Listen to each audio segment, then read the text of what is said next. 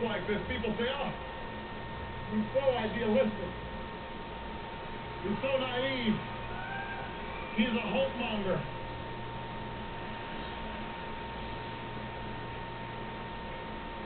I've heard this criticism lately that I'm peddling false hopes, that I need a reality check.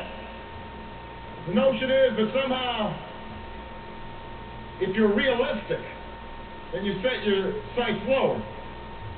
That if you talk about hope, then somehow you must be passive and have your head in the clouds and just wait for things to happen to you.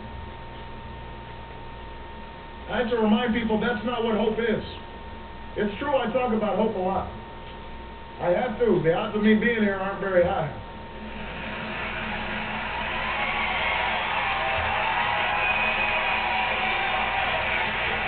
I was born to a teen mom. My dad left me when I was 2. I was raised by my single mom and my grandparents, and they didn't have a lot of money. They didn't have a lot of status. They could give me love and education and hope. And so I do. I put hope on my signs. I spoke about hope at the Democratic Convention. I wrote a book called The Audacity of Hope. But I need to explain, people, hope is not blind optimism. Hope is not ignorance of the challenges that lie before us.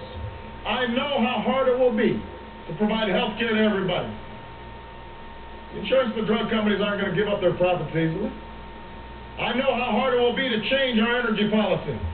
ExxonMobil made $11 billion this past quarter.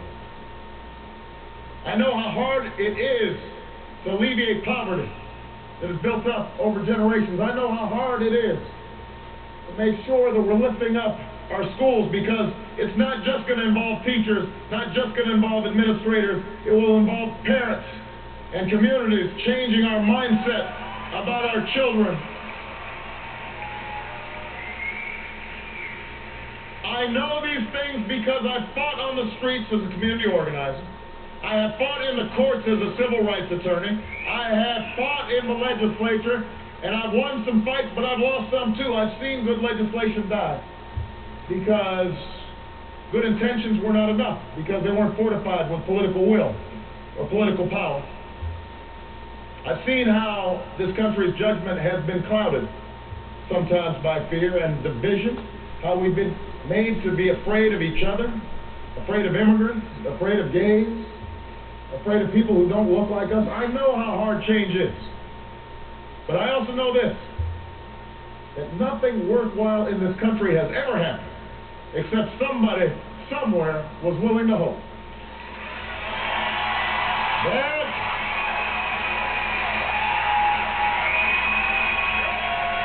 That's how this country was founded.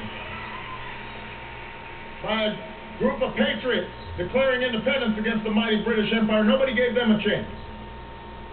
That's how slaves and abolitionists resisted a wicked system. How a president was able to chart a course to ensure we would not remain half slave and half free. That is how the greatest generation defeated fascism and lifted itself up out of a Great Depression. That is how pioneers struck west. That's how immigrants arrived from distant shores. That's how women won the right to vote. That's how workers won the right to organize. That's how young people traveled south to march and sit in, and some died for freedom's cause. That's what hope is. That's what hope is. Virginia, that is what hope is. Imagining and then fighting for. Working for what did not seem possible before. And this is our moment. This is our chance.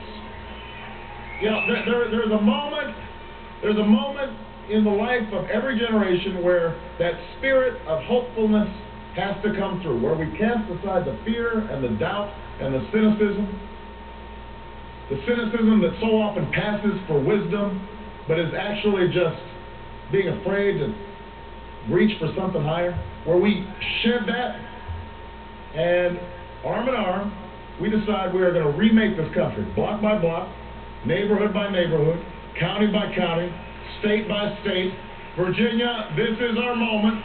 This is our time. And if you will stand with me on Tuesday, if you will vote for me on Tuesday, then we will not just win the primary in Virginia.